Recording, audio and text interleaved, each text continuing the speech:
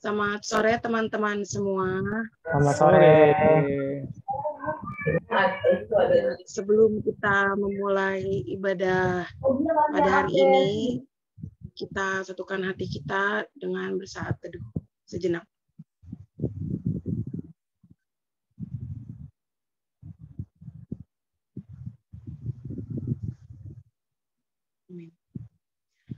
Ya, sebelum kita memulai ibadah kita pada hari ini, kita angkat satu lagu pembuka, nyanyian pembuka, kita masuk rumahnya.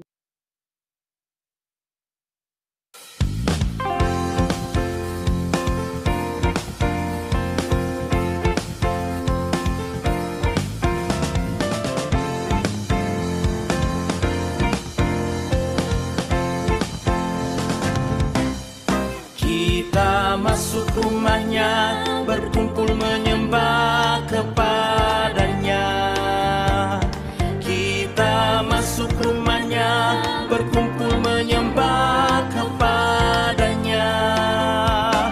Kita masuk rumahnya, berkumpul menyembah kepada Kristus. Menyembah Kristus Tuhan.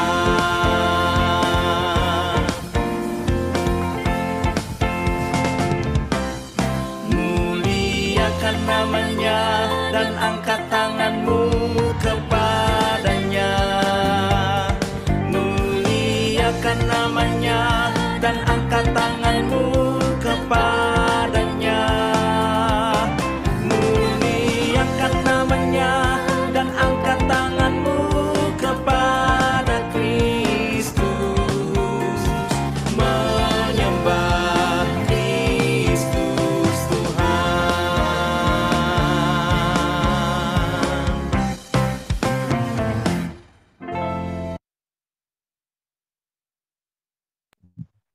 Ya, mari kita bersatu di dalam doa. Tuhan Yesus, Tuhan Allah Bapa kami yang di surga, terima kasih ya Tuhan Yesus atas kesempatan yang telah Kau berikan pada hari ini, sehingga kami masih bisa mengadakan kebaktian ibadah pemuda remaja walaupun dengan daringnya Tuhan Yesus. Tuhan, berkatilah kami semua anak-anakmu di sini yang maupun dimanapun kami berada, kiranya Kau selalu menyertai kami, memberi kami kesehatan ya Tuhan, dan juga kiranya Kau juga memimpin ibadah ini dari awal, pertengahan, hingga akhirnya ya Tuhan Yesus.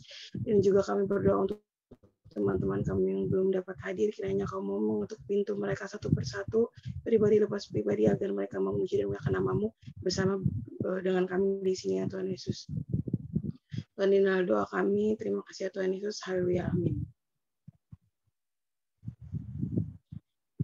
Selanjutnya kita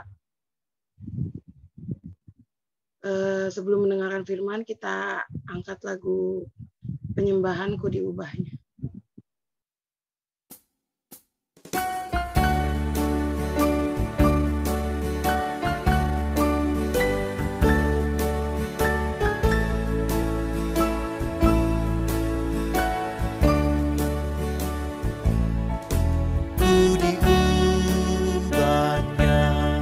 Saat ku berserah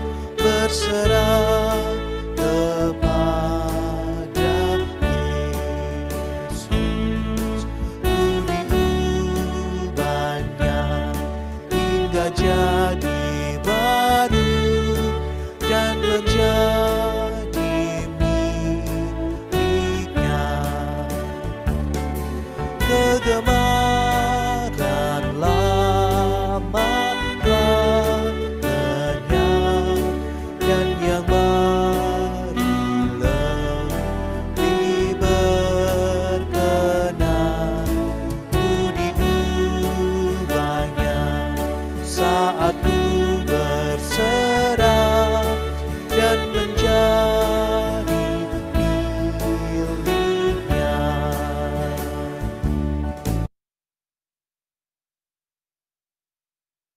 Silakan Bung Denny. Baik, terima kasih Gina. Selamat sore teman-teman semua. Semoga kita sehat ya, sehat-sehat selalu di kondisi yang ya kalau dibilang sih banyak yang kurang sehat ya. Teman-teman kantor saya, mungkin teman-teman kita juga mungkin yang lagi kurang sehat, semoga cepat pulih ya, cepat kembali sehat. Ya teman-teman, pembacaan Alkitab kita Hakim-Hakim 7 ya. Boleh disiapkan atau nanti akan ditampilkan juga di layar ya. Ya sebelumnya kita mau berdoa ya. Mari kita bersatu dalam doa. Bapa yang mulia Tuhan, terima kasih Tuhan pada kesempatan di sore yang indah ini Tuhan. Kami anak-anak-Mu, pemuda, pemudi, remaja di KPF Fata Cakung Tuhan. Kembali Tuhan bersekutu Tuhan dalam kebaktian pemuda, remaja Tuhan. Pada kesempatan ini melalui daring, melalui Zoom Tuhan. Kami yakin dan percaya Tuhan, walaupun kami melalui daring, kami tidak bertemu satu sama lain, tapi kami kan yakin dan percaya, kami menyatukan hati Tuhan untuk mendengar firman-Mu Tuhan, dan juga untuk merenungkan Tuhan sebagian dari firman-Mu itu Tuhan, sehingga kami dapat memaknainya dan melakukannya dalam kehidupan kami hari lepas hari. Berkati juga Tuhan, hamba ini Tuhan yang akan membawakan firman, berikan kemampuan, kebijaksanaan Tuhan, sehingga apa yang kami sampaikan Tuhan, yang saya sampaikan dapat dimengerti Tuhan oleh teman-teman pemuda remaja Tuhan, sehingga Tuhan, inilah doa dan ucapan syukur kami Tuhan dalam nama Tuhan Yesus. Haleluya. Amin. Baik teman-teman, kita mau membacakan Hakim-Hakim 7. Ini saya bacakan saja ya, karena cukup banyak, 1-25, agak cepat, nggak apa-apa ya. Teman-teman bisa lihat teksnya. Oke, Hakim-Hakim 7. Kalau lembaga kitab kita memberi judul Gideon mengusir musuh ya. Oke. Adapun Yerubbaal, itulah Gideon, bangun pagi-pagi dengan segala rakyat yang bersama-sama dengan dia. Lalu mereka berkemah dekat mata air Harod, kemahan orang Midian itu. Ada di sebelah utaranya, dekat Bukit More di lembah. Berfirmanlah Tuhan kepada Gideon, terlalu banyak rakyat yang bersama-sama dengan engkau itu, daripada yang kuhendaki untuk menyerahkan orang Midian ke dalam tangan mereka. Jangan-jangan orang Israel memegah-megahkan diri terhadap aku sambil berkata, tanganku sendirilah yang menyelamatkan aku. Maka sekarang serukanlah kepada rakyat itu, demikian, siapa yang takut dan gentar, biarlah ia pulang nyah dari pegunungan Gilead. Lalu pulanglah 22.000 orang dari rakyat itu dan tinggallah 10.000 orang. Tapi Tuhan berfirman kepada Gideon, masih terlalu banyak rakyat, suruhlah mereka turun minum air, maka aku akan menyaring mereka bagimu di sana. Siapa yang kufirmankan kepadamu, inilah orang yang akan pergi bersama-sama dengan engkau. Dialah yang akan pergi bersama-sama dengan engkau. Tetapi barang siapa yang kufirmankan kepadamu, inilah orang yang tidak akan pergi bersama-sama dengan engkau. Dialah yang tidak akan pergi. Lalu Gideon menyuruh rakyat itu turun minum air, dan berfirmanlah Tuhan kepadanya, barang siapa yang menghirup air dengan lidahnya seperti anjing menjilat, haruslah kau kumpulkan tersendiri. Demikian juga semua orang yang berlutut untuk minum. Jumlah orang yang menghirup dengan membawa tangannya ke mulutnya ada 300 orang. Tetapi yang lain dari rakyat itu semuanya berlutut minum air. Lalu berfirmanlah Tuhan kepada Gideon, dengan ke-300 orang yang menghirup itu akan kuselamatkan kamu. Aku akan menyerahkan orang Midian ke dalam tanganmu. Tetapi yang lain dari rakyat itu semuanya boleh pergi, masing-masing ke tempat kediamannya. Dari rakyat itu mereka mengambil bekal dan sangkakala. Demikianlah seluruh orang Israel disuruhnya pergi masing-masing ke kemahnya. Tetapi ke-300 orang itu ditahannya. Adapun perkemahan orang Midian ada di bawahnya di lembah. Pada malam itu berfirmanlah Tuhan kepadanya, bangunlah, turunlah menyerbu perkemahan itu, sebab telah kuserahkan itu ke dalam tanganmu. Tetapi jika engkau takut untuk turun menyerbu, turunlah bersama dengan Pura bujangmu ke perkemahan itu, maka kau dengarlah apa yang mereka katakan. Kemudian engkau akan mendapat keberanian untuk turun menyerbu ke perkemahan itu. Lalu turunlah ia bersama dengan pura bujangnya itu sampai pada penjagaan terdepan laskar di perkemahan itu. Adapun orang Midian dan orang Amalek dan semua orang dari sebelah timur itu bergelimpangan di lembah itu seperti belalang banyaknya. Dan unta mereka tidak terhitung seperti pasir banyaknya. Ketika Gideon sampai ke situ, kebetulan ada seorang menceritakan mimpinya kepada temannya. Katanya, aku bermimpi, tampak sekeping roti jelai terguling masuk ke perkemahan orang Midian. Setelah sampai ke kemah ini, dilanggarnyalah kemah ini, sehingga roboh. Dan dibongkar-bangkirkannya lah. Demikianlah kemah ini habis runtuh.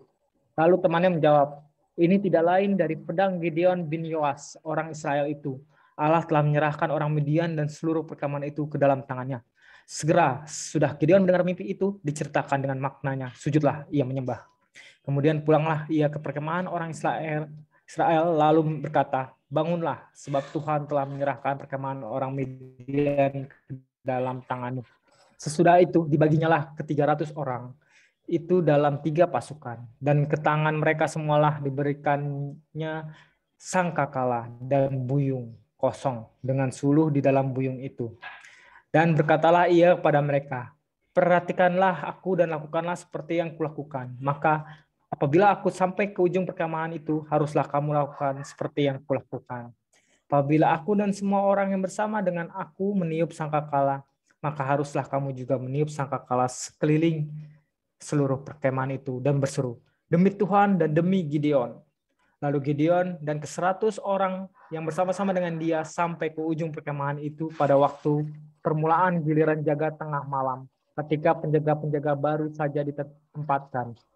Lalu mereka meniup sangkakala sambil memecahkan buyung yang di tangan mereka. Demikianlah ketiga pasukan itu bersama-sama meniup sangkakala dan memecahkan buyung dengan memegang obor di tangan kirinya dan sangkakala di tangan kanannya untuk ditiup, serta berseru, pedang demi Tuhan dan demi Gideon. Sementara itu tinggallah mereka berdiri masing-masing di tempatnya sekeliling perkemahan itu. Tetapi seluruh tentara musuh menjadi kacau balau, berteriak-teriak dan melarikan diri. Sedang ke-300 orang itu meniup sangkakala. Mereka di perkemahan itu Tuhan membuat pedang yang seorang diarahkan kepada yang lain. Lalu larilah tentara itu sampai ke Bet Sita ke arah Zerera sampai ke pinggir Abel Mehola dekat Tabat. Kemudian dikerahkanlah orang-orang Israel dari suku Naftali dan suku Asyer dan dari segenap suku Manase, lalu mereka mengejar orang Midian itu. Gideon menyuruh juga orang Midian, menyuruh juga orang ke seluruh pegunungan Efraim dan dengan pesan, turunlah menghadapi orang Midian dan dudukilah segala batang air sampai ke Bet-bara dan juga sungai Yordan. Maka semua orang Efraim dikerahkan. Lalu mereka menduduki segala batang air sampai ke Bet-bara juga sungai Yordan. Mereka berhasil menawan 2 raja Midian, yakni Oreb dan Zeeb. Oreb dibunuh di gunung batu Oreb dan Zeeb dibunuh di tempat pemerasan anggur Zeeb.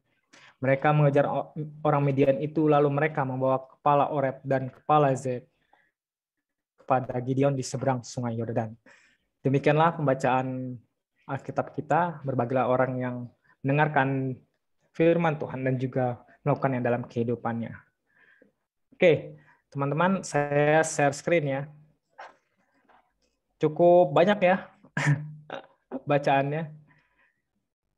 Sebentar. Maaf, saya nggak share screen. Saya screen-nya di layar saya. Saya pakai OBS. Sebentar. Kalau udah kelihatan bilang ya.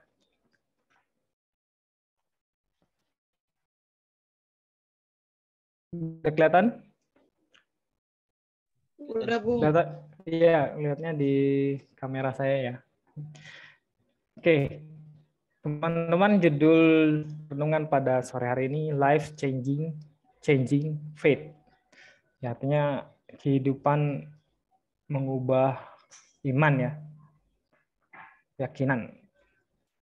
Tadi seru nggak kalau kalian baca ayat Alkitab tadi ya, terus sambil membayangkan, mengimajinasikan kayak film-film perang ya, film-film kolosal gitu ya. Iya, memang kejadiannya kan memang saat ini lagi perang ya, dan tokoh utamanya ya Gideon ya. Ya kalau sebenarnya seru-seru kalau cerita Alkitab itu kalau kita baca, terus kita dengan sesama ya kita baca terus kita bayangin, oh begitu, ternyata emang di sini luar biasa kekuatan Tuhan ya, kemampuan Tuhan untuk membantu Gideon pada saat perang saat itu ya. Oke, kita lanjut. Nah, ini. Di Hakim-Hakim 7 yang kita tadi baca ya, ayat 1 sampai 25. Nah, ini ada kalau kalian amatin ya. Di ayat 1 itu ada yang menceritakan Gideon dengan 32.000 orang berkemah di dekat mata air Herod ya. Terus ayat 2 dan 3 itu menceritakan bahwa Tuhan tuh mengurangi jumlah mereka ya. Yang tadi 32.000 nih. 32.000 banyak ya. Tapi Tuhan ternyata nggak mau 30.000 jumlah tentara Gideon itu 32.000, malah dikurangin jadi 10.000. Kenapa ya? Itu nggak tahu ya, itu urusan Tuhan. Tuhan yang berkehendak gitu. Terus ayat 4 sampai 6 malah dikurangin lagi dari 10.000 jadi 300 orang, bayangin. 300 itu kalau jumlah tentara ya nggak banyak ya. Sedangkan musuhnya berapa? Kalau teman-teman tadi amatin, ratusan ribu lebih orang Midian. Karena orang Midian itu ada orang Amalek juga sama orang di sebelah timur ya tadi kan. Nah, terus di ayat 7 sampai 15 di situ diceritakan Tuhan meyakinkan Gideon melalui sebuah mimpi prajurit musuh. Nah, di ayat 16-22 ini strategi Gideon dan pertolongan Tuhan. Terus ada terakhir pelibatan suku Israel untuk mengejar musuh. Ya ini garis besarnya ya, kalau cerita inilah pokoknya ini dari pembacaan Alkitab kita yang panjang tadi ya. Oke, nah kita bahas sekarang yang pertama nih, Gideon dengan 32.000 orang berkemah. Nah, kenapa sih tadi ya saya tanya, oh Tuhan ngurangin sih, ngurangin jadi 10.000 kan? Kenapa nggak 32.000 aja? Atau malah harusnya dibanyakin kan? Kan supaya mau menang kan? Kenapa nggak dibikin 100.000 Tuhan, 1 juta lah kalau bisa gitu kan, biar menang gitu. Nah, ternyata apa? Kalau 32.000 ini kan banyak ya jumlahnya. Nah, di situ Tuhan nggak mau Gideon tuh apa ya, merasa angkuh, bangga. Terus dia sebagai andalan gitu. Maksudnya dia mampu dengan 32.000 itu dengan mudah gitu mengalahkan, walaupun mereka 100.000, tapi kan ini 32.000 ini kalau dibilang pilihannya Gideon ya, tentara-tentara dia nih, bisa lah. Nah, tapi Tuhan nggak mau nih dengan 32.000 orang tentara ini. Nah, kenapa lagi? Nah, terus karena itu Tuhan menurunkan atau mengurangi jumlah menjadi 100.000. Ya, ini di filternya tadi ya, disaringnya kan siapa yang takut gitu kan. Dalam bacaan kita, ternyata dari 32.000 nih banyak yang takut ternyata, jadi tinggal 10.000. Nah Tuhan ya udah 10.000 saja gitu kan. Nah ternyata nggak sampai di sini nih, Tuhan memberikan lagi ibaratnya tantangan ya, challenge buat Gideon. Ya udah jangan 10.000, saya mau Tuhan mau 300 orang saja. Nah 300 orang tadi yang bagaimana cara dia minum gitu ya. Nah jadi disaringnya secara Tuhan dengan caranya ya, ada Tuhan bilang coba liatin cara dia minum gimana gitu kan. Ternyata hanya 300 orang saja nih yang bertahan atau yang sesuai dengan kriteria Tuhan gitu. Nah, apa maksud Tuhan ini? Jadi maksud Tuhan itu sebenarnya intinya bukan dengan kemenangan ya. Jadi bukan pada akhir kemenangan yang dicapai oleh Gideon. Tapi maksud Tuhan itu tafsiran Gideon dan orang-orang ini terhadap kemenangan. Jadi maksudnya apa? Jadi jangan sampai kalau kemenangan nggak diberikan berarti maksudnya Tuhan meninggalkan Gideon dan orang-orang ya. Tapi ini maksudnya dengan kekurangannya atau kelemahannya Gideon, bagaimana dia menyikapi gitu loh untuk memperoleh kemenangan. Jadi tafsiran terhadap kemenangan. Nah, jadi Tuhan pengen tahu nih Gideon ini dia nyadar diri nggak, nyadar kelemahannya dia membutuhkan pertolongan Tuhan gitu maksudnya. Jadi kalau 32.000 nih sombong nih, Tuhan nggak mau dia sombong terus nggak mengandalkan Tuhan. Jadi saya dengan tentara saya 32.000 nih bisalah dengan mudah ibaratnya mengalahkan prajurit Midian. Nah tapi nggak mau, Tuhan ingin Gideon ini sadar dengan kekurangannya, dengan kelemahan, keterbatasannya ya. Kan dibatasi cuma 300 keterbatasannya, tapi Gideon itu tetap mengandalkan Tuhan, mengandalkan kekuatan Tuhan. Nah, tapi ya namanya manusia ya, Gideon kan seperti kita manusia pasti kalau misalnya dikasih challenge kayak gini, takut nggak? Pasti takut ya, takut, gelisah gitu, resah. Waduh, Tuhan yang bener aja nih kalau dalam hati ya. Kalau misalnya kita jadi Gideon, ini bukan ditambahin, dikurangin 10.000, dikurangin lagi 300 nih, mau bunuh diri apa kita mau? Ibaratnya gitu ya, kalau kita mengandalkan kekuatan kita sendiri, pasti mikir logikanya, kita mau dibuat apa bunuh diri apa gitu kan. Tapi itu dibalik itu ya Tuhan ingin meyakinkan Gideon dengan 300 orang itu dia bisa menang dengan caranya Tuhan yang kalau kita baca tadi. Oke, kita next. Nah, sekarang saya mau kita teman-teman, saya juga teman-teman belajar ya. Ini yang pertama nih, kita mau belajar tentang perjalanan iman. Itu dari pertumbuhan iman yaitu kita sombong ya. Kita mapan, kita udah merasa bisa. Tadi kayak Gideon kita kalau misalnya 32.000 dia pasti merasa bisalah sanggup untuk mengalahkan Midian tanpa pertolongan Tuhan. Nah, apa yang menjadi maksud dengan perjalanan iman ya? Perjalanan iman itu adalah perjalanan yang mengurangi hal-hal yang jadi sumber keangkuhan, andalan-andalan serta rasa tidak butuh Tuhan. Itu. Kadang kita rutinitas kita yang sekolah, kuliah, yang kerja, ya gitu-gitu aja. Misalnya, saya tinggal berangkat kerja, berangkat kuliah berangkat sekolah dari rumah, nyampe sekolah tinggal belajar, terus sampai sudah belajar pulang gitu aja, terus kayak kita bisa lah nggak mengandalkan Tuhan gitu. Tuhan kita nggak perlu kekuatan Tuhan lah, kita bisa cuman rutinitas gitu. Tuh kadang gitu mengurangi ya iman kita, karena yang dimaksud perjalanan iman itu kita harus mengurangi yang angku-angku itu justru. Kita harus mikirnya kita harus mengandalkan Tuhan dengan keterbatasan kita. Apa teman-teman ada yang nggak punya keterbatasan, kelemahan? Apa kita sanggup untuk melakukan semuanya tanpa Tuhan? Ada yang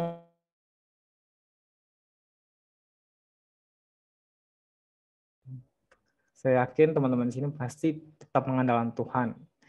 Nah, tapi saya ingin mengajak nih. Jadi walaupun kalau kita lihat seperti rutinitas gampang biasa gitu ya. Nah, saya mengajak teman-teman tetap mengandalkan Tuhan, tetap menghadirkan Tuhan.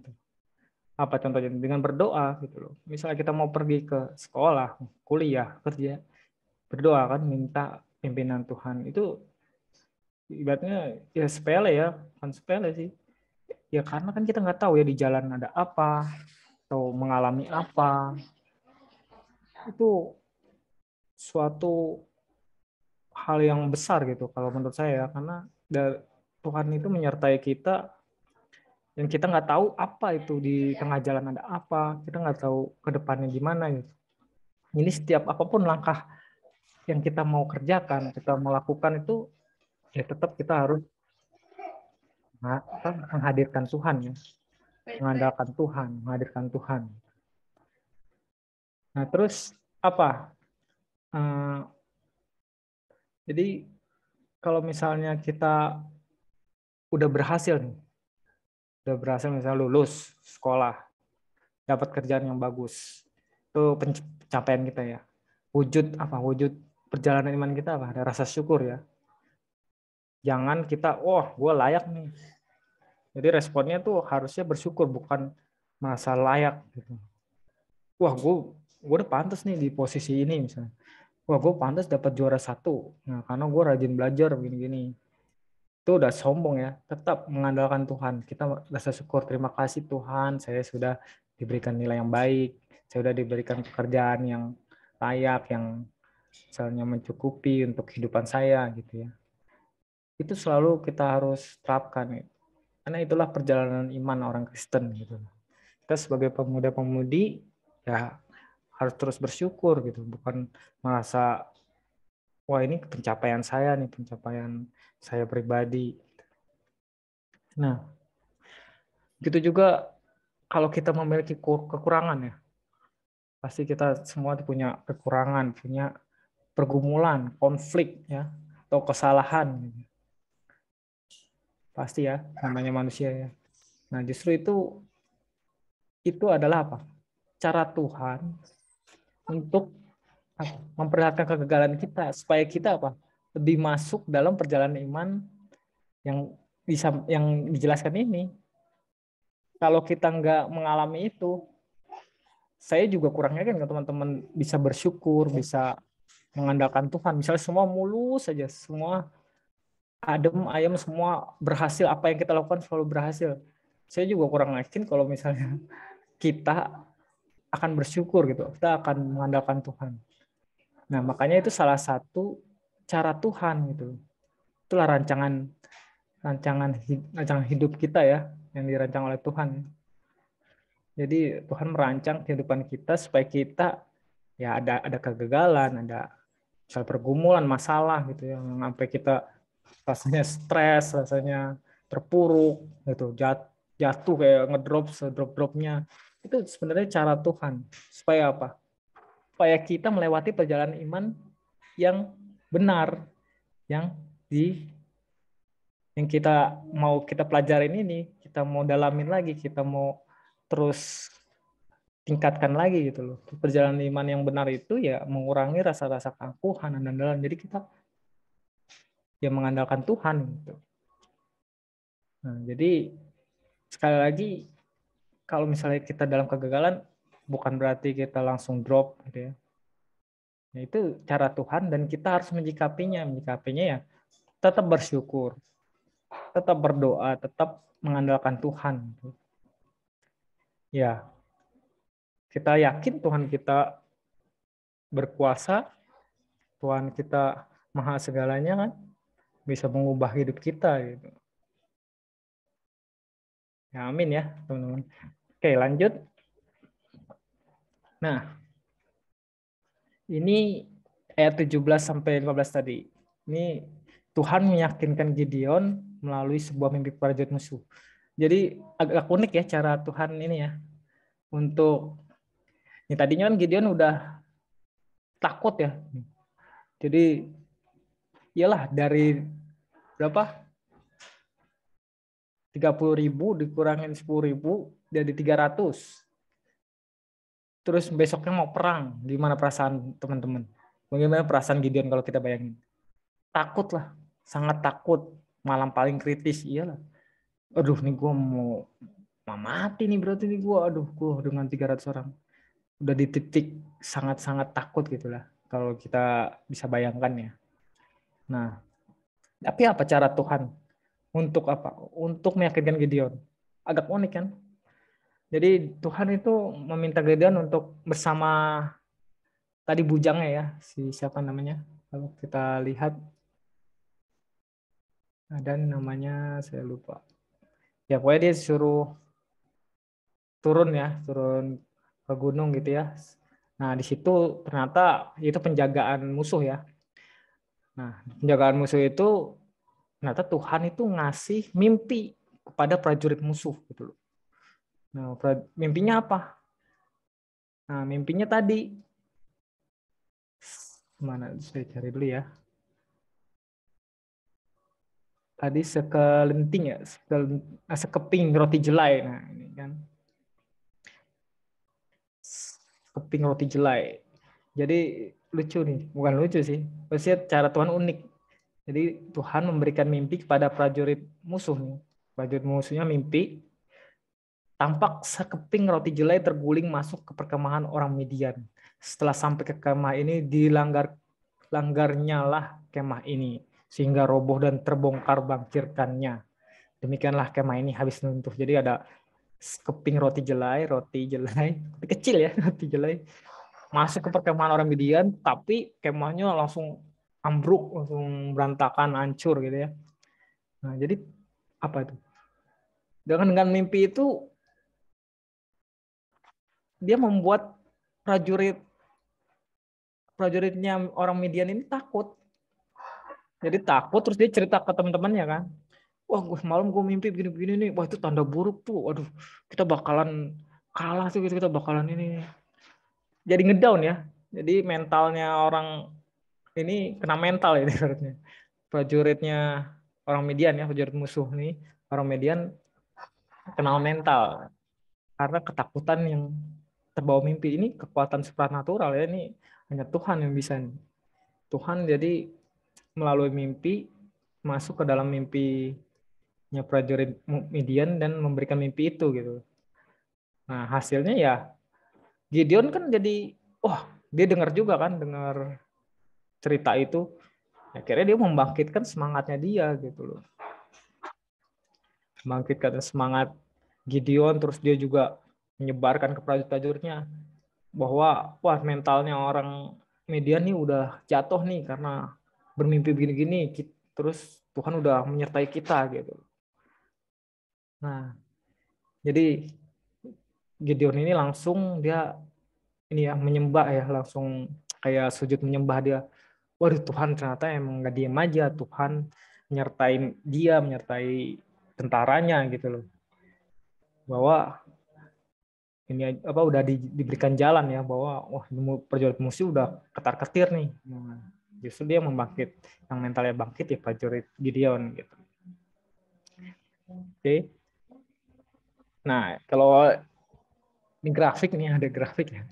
Plot alternatif kisah Gideon. Jadi saat ayat 1 prajuritnya 32.000, dia santai gitu ya. Masih belum bergejolak gitu ya.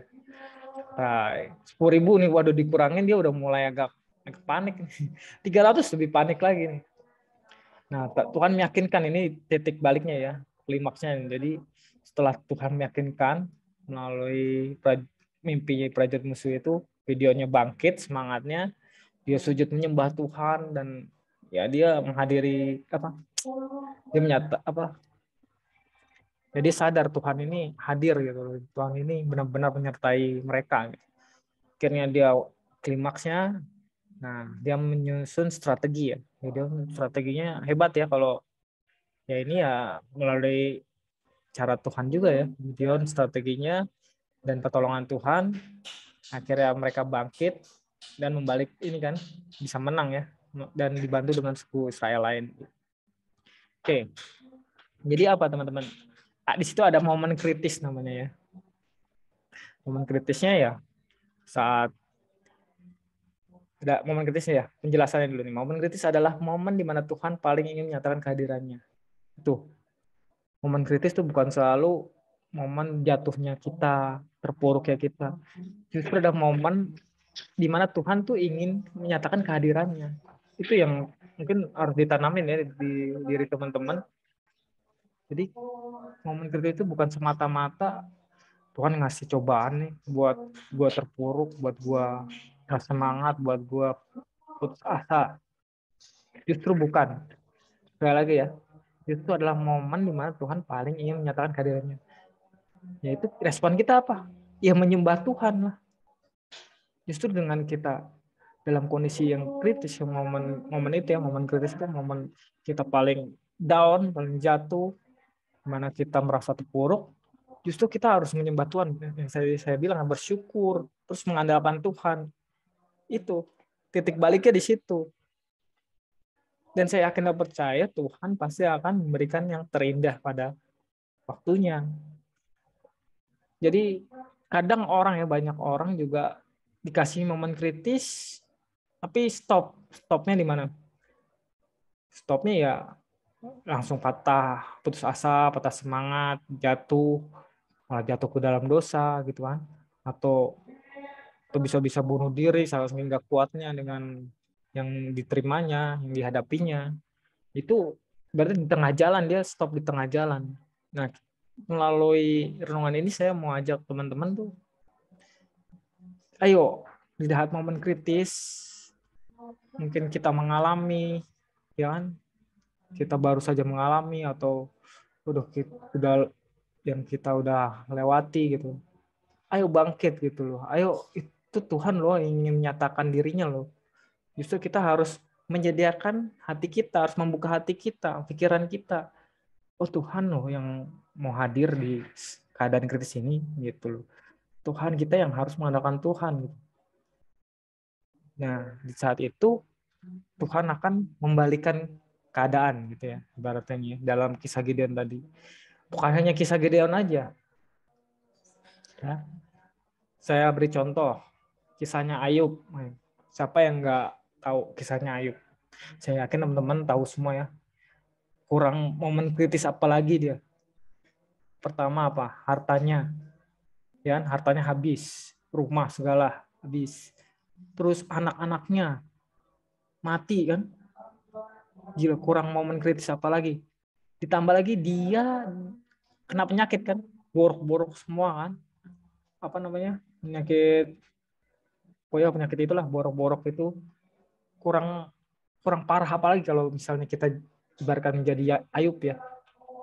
Itu kalau misalnya yang itu saya bilang kalau yang nggak kuat ya udahlah, pasrah lah, nyerah. Kayak istrinya Ayub kan, istrinya Ayub malah apa? Dia malah membujuk Ayub ya, udah suruh apa namanya? Disuruh dia apa sih namanya? Pokoknya jangan suruh menghujat Tuhan gitu. Suruh, oh, Tuhan ini nggak bener tuh. Buktinya ngasih kita begini, kesusahan begini. Malah mengajak kita terus, udah mati aja kita gitu. Nah, itu contoh yang nggak boleh ya, yang sangat disayangkan gitu. Kita harus seperti Ayub. Dalam kondisi apapun, momen kritis apapun, separah apapun, Ayub tetap kan imannya. Akhirnya apa? Ya Tuhan membalikan lagi kan. Masih banyak contoh-contoh di Alkitab kayak Abraham, wah banyak banget Abraham juga. Ini ada yang contoh, dia diminta Tuhan, ya pergilah dari negerimu dan dari sanak saudaramu dan dari rumah bapamu ini ke negeri yang akan kutunjukkan kepadamu. Kita kalau jadi Abraham suruh pergi mengelana gitu, suruh pergi meninggalin saudara, orang tua gitu. Padahal di zaman itu tuh komunitas tuh sangat diutamakan ya, erat banget gitu komunitas, makanya kan bisa satu desa itu ya keluarga semua itu kalau pada zaman itu ya. Nah di sini Tuhan malah menyuruh pergi gitu, kurang apalagi gitu. Tuhan begini sih. Nah, justru di saat ini momen kritisnya, kalau di situ Abraham menuruti kata Tuhan dan ya akhirnya kan menjadi bapak segala bangsa kan. Tapi sebenarnya sih nggak di situ aja ya, banyak sih. Abraham tuh agak meragukan, ada waktu gimana ya, saya lihat itu ceritanya yang istrinya Sarai, dia tidak mengakui istrinya Sarai karena takut dibunuh. Dia kurang mengandalkan Tuhan, jadi karena takut dibunuh. Nah itu kan itu sempat ada pergolakan. Tapi ada lagi dia di saat mempersembahkan anaknya Ishak. Nah itu lebih momen kritis yang juga sangat-sangat luar biasa ya. Suruh mempersembahkan anaknya semata wayang ya untuk dikorbankan waktu itu ya.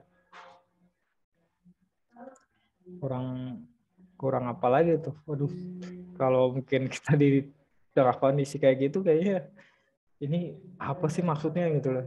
Tapi kan saat kita nuruti atau membuka hati kita ya untuk Tuhan ya, Inilah kita berserah ke Tuhan. Inilah diri kita gitu loh. Kita berserah. Ya dibalikan kan. Gitu. Jadi ya teman-teman harus kayak mereka, kayak Ayub, kayak Abraham gitu ya. Itu contoh-contoh di Alkitab tuh. Oke, kita next. Nah, ini ada John Sung. Ada yang tahu nggak John Sung? John Sung itu dia lahir 1901, terus meninggal 1944. Nah, ini dikenal dengan seorang penginjil ya. Dia dengan profesi seorang penginjil di Taiwan pada abad ke-20 ya. Kenapa dia nih saya jadi contoh? Nah, kalau dia contohnya nih saya kasih contoh karena dia menciptakan momen kritisnya sendiri. Kenapa saya bilang begitu? Jadi dia seorang lulusan PhD ya. Dia tuh PhD, tapi dia suka berkhotbah sejak usia remaja nih. Nah, makanya dia dapat beasiswa gitu ya. Beasiswa di gereja Metodis untuk belajar di Amerika Serikat gitu loh. Tapi dia cerdas juga, dia dapat gelar dokter ya PhD bidang kimia, di bidang kimia. Nah, tapi dia karena memutuskan jadi pelayanan Injil, ini kan dia mau menciptakan momen kritis ya. Dia meninggalkan gelar-gelarnya itu, gitu. Gelar dokternya dia lebih ke penginjilan gitu. Dia menginjil di Asia ya, meliputi Filipina, Singapura, Thailand, juga Indonesia. John Sung. Nah, dia menciptakan momen kritisnya sendiri. Tapi ya, saya bilang ya momen kritisnya baik ya, maksudnya tujuan dia mulia gitu, untuk menggambarkan Injil gitu. Ya, otomatis ya di situ banyak tantangan kan. Ya, kayak misalnya masuk ke Indonesia yang mayoritas gimana kan pasti berat gitu. Nah, tapi juga di akhir hayatnya dia sempat menderita tuberkulosis usus ya. Dengan kritisnya lagi, tapi apa? Dia walaupun kena penyakit ya dia tetap berkhotbah, bahkan dia sering pingsan nih. Waktu berkhotbah sering pingsan di tengah khotbah, terus dirawat gitu. Nah, tapi setelah siuman dia melanjutkan khotbahnya lagi sampai selesai. Dan jemaat tetap setia menunggu sambil berdoa untuk yang luar biasa ya. Jadi dia tetap dengan kondisi sakit menyelesaikan khotbahnya misalnya ya. Terus jemaatnya pun ya dengan setia ingin mendengarkan khotbahnya gitu ya. Ya dia meninggal di usia 42 tahun. Nah, luar biasa nih kisah John Sung. Terus ada lagi nih yang mungkin teman-teman udah pada tahu semua nih, Nick Vujicic. Ini luar biasa banget ya. Dia seorang disabilitas ya. Ini umur 10 tahun, 10 tahun jadi ya maksudnya dari lahir pun dia udah nggak memiliki tangan dan kaki ya. Tapi udah tahu kisahnya kan? Ya, jadi dia difabel inspiratif yang sukses mengubah jutaan orang ya. Dia motivator sih.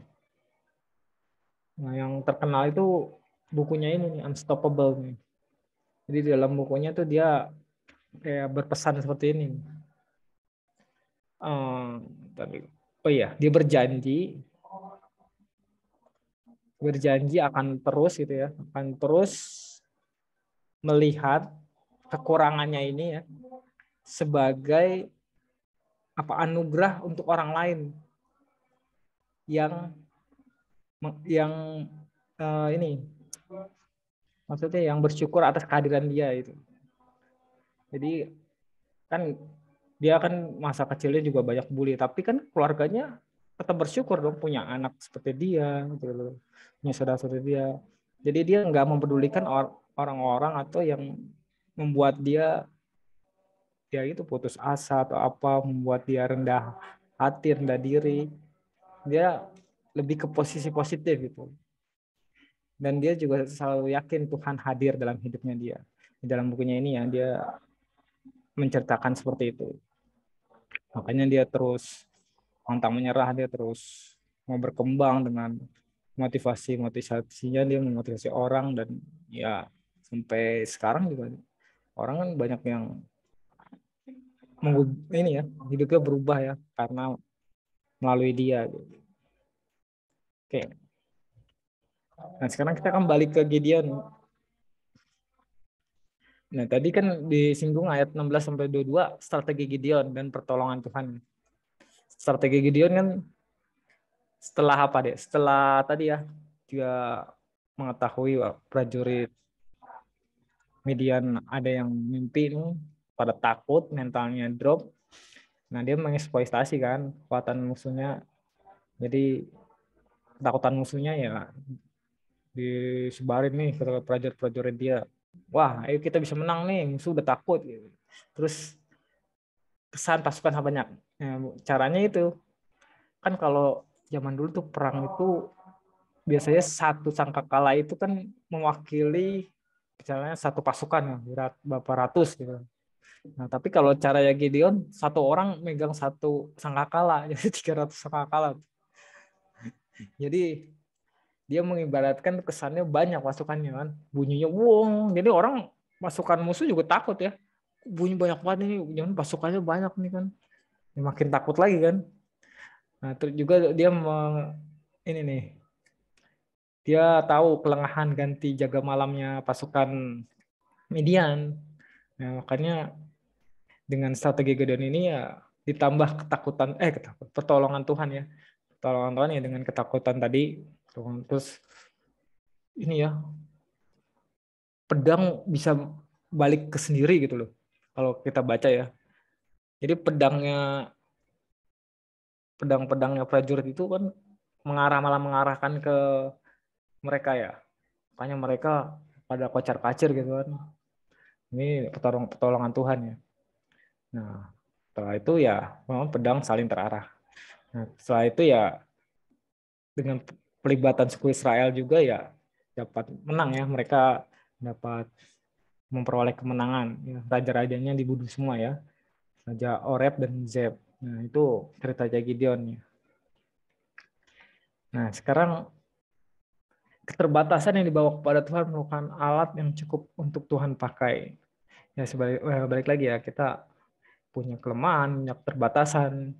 Itu sebenarnya jangan pikir, aduh, saya nggak punya apa-apa,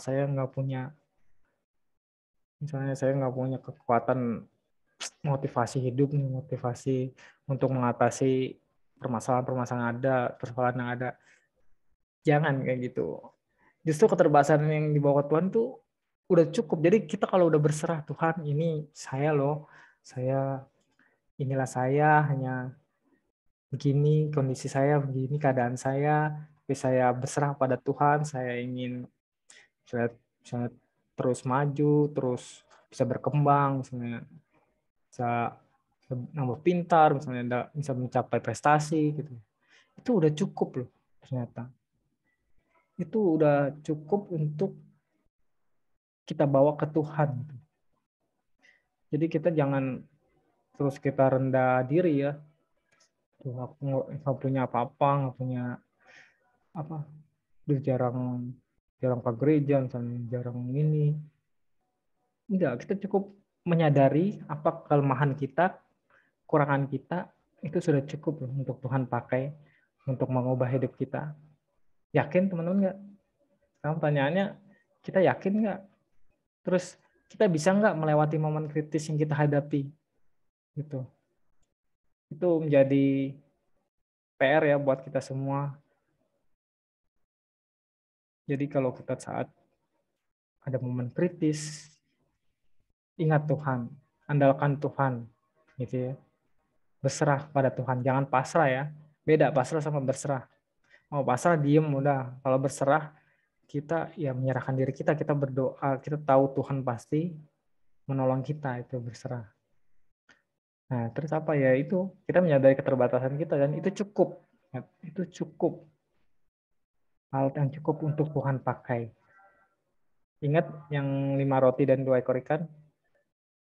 Secara logika mana bisa ngasih makan 5.000 orang, ya kan? Tapi kan tidak ada yang mustahil bagi Tuhan kan. Dengan keterbatasan itu bisa ternyata mengenyangkan 5.000 orang. Gitu loh. Itu juga dengan dalam hidup kita ya. Oke, ini terakhir ada video ya. Kita tonton bersama ya.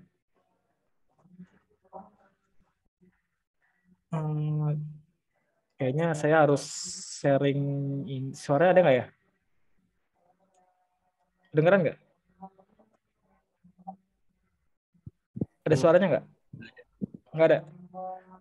Oke, saya sharing ini aja. PPT. Nah, sebentar ya.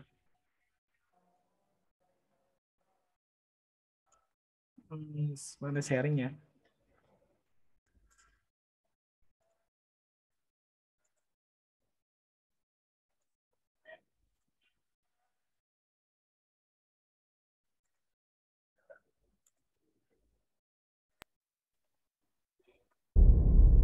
Kelihatan? Kedengeran?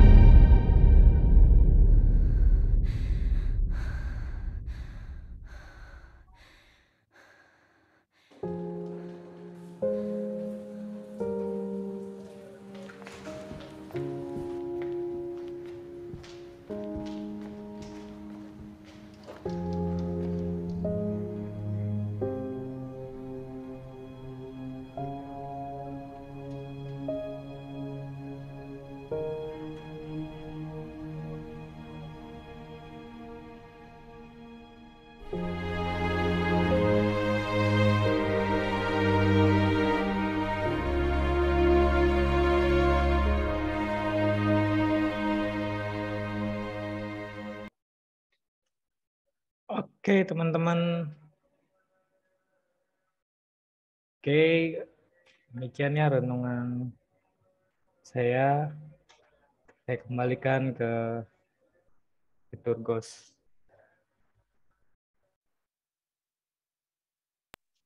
Ya, terima kasih Bung Denny atas sharing firman Tuhan yang telah diberikan. Selanjutnya kita merespon firman Tuhan dengan nyanyian dengan sayapmu.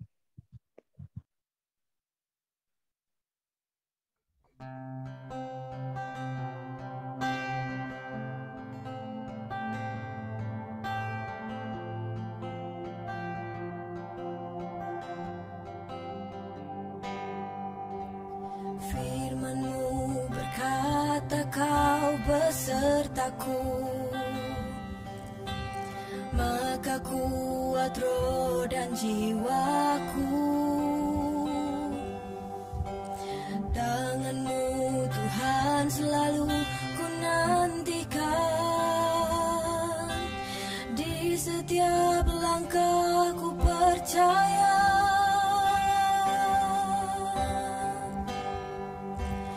Dengan sayap-Mu ku akan terbang tinggi di tengah badai hidup. Ku tak menyerah, Kau kekuatan dan perlindungan bagiku, pertolonganku di tempat maha tinggi. Ku mengangkat tanganku, aku berserah. Kau ku nantikan, Kau yang ku sembah, Yesusku, Rajaku.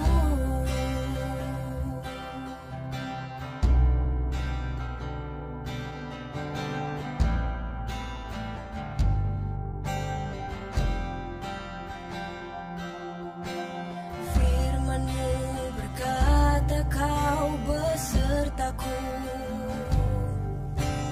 maka kuat roh dan jiwaku. Tangan-Mu Tuhan selalu ku nantikan,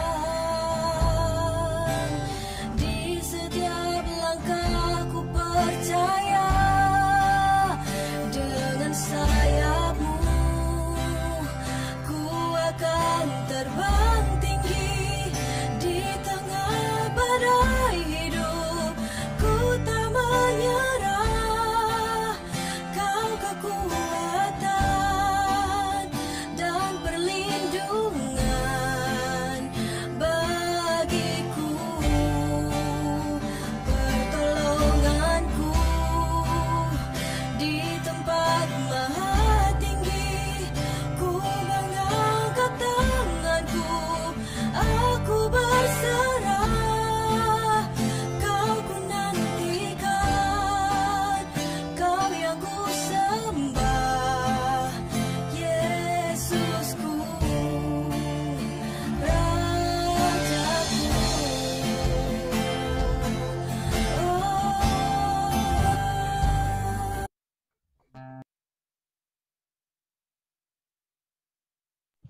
Ya, tiba saatnya kita doa syafaat. Ini siapa, Bung? Gua Palu. Ya, mari kita bersatu di dalam doa. Tuhan Yesus, terima kasih ya Tuhan, Kau telah memimpin ibadah ini ya Tuhan. Kiranya apa yang kami dengarkan dapat kami aplikasikan dalam kehidupan sehari-hari ya Tuhan Yesus. Tuhan, kami akan memulai doa syafaat kami ya Tuhan. Yang pertama untuk Pak Pendeta Erik ya Tuhan, yang sekarang sedang terbaring sakit ya Tuhan. Kiranya Kau mau jamah ya Tuhan dari segala obat-obatan maupun makanan yang ia konsumsi dan juga minuman ya Tuhan. Kiranya apa yang ia konsumsi dapat menjadi kesehatan dan kekuatan bagi tubuh dia ya Tuhan Yesus Kristus. Dan juga untuk keluarganya ya Tuhan, kiranya Kau juga memberikan kekuatan, kesabaran juga ya Tuhan dalam menjalani kehidupan sehari-harinya ya Tuhan Yesus. Kiranya apa yang mereka lakukan selama mereka hidup hanya dapat memuliakan nama-Mu saja ya Tuhan Yesus. Tuhan, kami juga akan berdoa untuk Bung Denny ya Tuhan, selaku koordinator pemuda remaja GKP Cakung ya Tuhan. Kiranya Kau mau memberkati ia selalu dan juga memberkati keluarganya ya Tuhan Yesus. Kiranya juga apa yang ia lakukan dapat menyenangkan hati-Mu saja ya Tuhan Yesus, dan juga agar ia layak dapat menerima berkat hanya daripada-Mu saja ya Tuhan Yesus. Tuhan, kami juga ingin berdoa untuk renovasi gedung gereja kami ya Tuhan. Apapun kekurangannya, kiranya Engkau mau turut bantu agar gereja kami ini, gereja GKP Cakung, dapat bisa menjadi tempat untuk memuji dan memuliakan nama-Mu saja ya Tuhan Yesus. Tuhan, kami juga ingin berdoa untuk komisi-komisi yang ada di GKP Cakung ya Tuhan, dari komisi anak sampai juga komisi lansia yang terkhusus untuk komisi pemuda remaja ya Tuhan Yesus. Kiranya apapun nanti ke depannya program kerja yang akan dibentuk dan dibuat, kiranya Kau juga mau ikut turut serta, turut campur ya Tuhan Yesus, agar acara yang kami buat ini juga bisa berkenan di hadapan-Mu saja ya Tuhan Yesus. Tuhan, kami juga ingin berdoa untuk teman-teman kami yang sedang sekolah, kuliah, dan juga bekerja. Kiranya Kau mau memberi mereka kesabaran dalam melakukan apa yang mereka lakukan, dan juga Kau mau memberkati mereka selalu agar apa yang mereka kerjakan itu bisa menyenangkan hati-Mu saja ya Tuhan Yesus. Tuhan, kami juga ingin berdoa untuk teman-teman kami yang mungkin sedang sakit. Kiranya Kau juga mau jamah dari apa yang mereka konsumsi dapat menjadi kesehatan dalam tubuhnya ya Tuhan Yesus. Dan juga dimanapun teman-teman kami yang berada di luar kota maupun di dalam kota ya Tuhan Yesus, dan juga yang mau mengikuti ibadah ini ataupun tidak ya Tuhan, kiranya Kau juga mau bimbing dan juga kiranya mau Kau ketuk pintu hati mereka agar mereka dapat beribadah pemuda remaja melalui online ya Tuhan Yesus pada saat hari ini. Dan juga kami berdoa untuk teman-teman kami yang masih mencari pekerjaan, kiranya Kau mau selalu memberi mereka kesabaran dan juga Kau membimbing mereka agar apa yang mereka tunggu-tunggu pada saat yang mencari, kiranya Kau dapat memberikan yang terbaik, karena kami percaya Kau pasti sudah menyediakan yang paling terbaik hanya daripada-Mu saja ya Tuhan Yesus. Dan juga kami tidak lupa untuk mendoakan teman-teman kami yang sedang mencari pasangan hidup ya Tuhan Yesus. Kiranya Kau mau bimbing hati dan pikiran mereka dalam memilih pasangan hidup ya Tuhan, agar berkenan dan menyenangkan hati-Mu saja di hadapan-Mu ya Tuhan Yesus. Tuhan, kami juga ingin mendoakan untuk bangsa dan negara kami, bangsa Indonesia ya Tuhan. Kiranya apapun permasalahan yang ada di dalam negara ini ya Tuhan, entah itu dari bencana alam, kemiskinan, perpecahan antara suku dan agama ya Tuhan Yesus, kiranya Kau juga mau memberkati kami semua bangsa dan masyarakat yang di Indonesia ini ya Tuhan Yesus. Dan juga kiranya Kau juga mau tuntun pimpin hati para pemimpin bangsa Indonesia ini kami ya Tuhan, agar mereka dapat melakukan sesuatu program kerja yang mereka lakukan dengan bijaksana dan dapat memuliakan nama-Mu saja dan menyenangkan hati-Mu saja ya Tuhan Yesus. Tuhan, inilah doa kami yang jauh dari kata sempurna. Kiranya Kau mau bimbing kami selalu dimanapun kami berada, apapun permasalahan yang ada di dalam dunia ini maupun di dalam kehidupan kami, kiranya Kau mau juga ikut selalu menuntun dan juga memberikan kami kekuatan ya Tuhan Yesus. Terima kasih ya Tuhan, inilah doa kami. Amin. Sebelum kita menutup ibadah kita pada hari ini, kita angkat lagu penyembahan Here I Am Lord.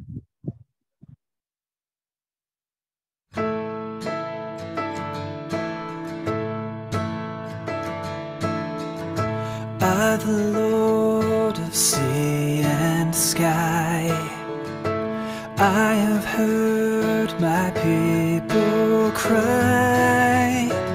Oh, who dwell in dark and sin, my hand will save.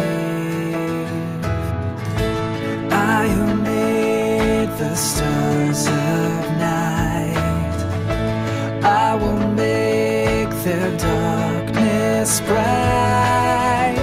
Who will bear my light to them? Whom shall I send? Here I am, Lord. Is it I, Lord? I have heard you calling in the night. I will go if you lead me. I will hold your people in my heart.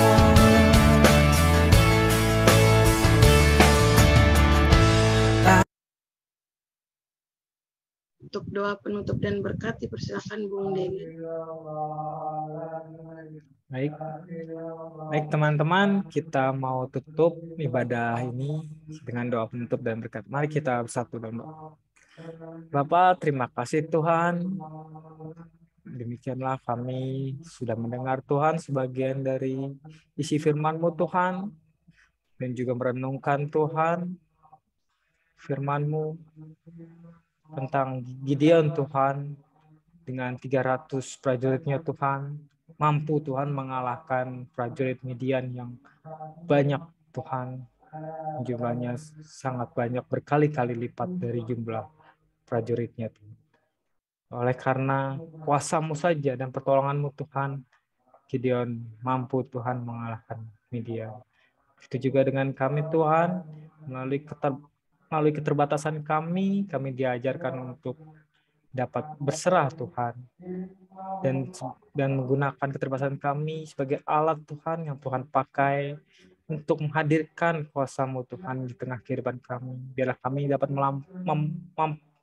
melalui Tuhan segala permasalahan, segala pergumulan yang kami hadapi Tuhan. Inilah kami Tuhan. Terima kasih Tuhan, dan terimalah berkat-Mu Tuhan. Kasih karunia dan damai sejahtera dari Allah Bapa melalui pengorbanan anak-Mu Yesus Kristus dan penyertaan Roh Kudus kiranya menyertai kita semua dari sekarang hingga selama-lamanya. Amin.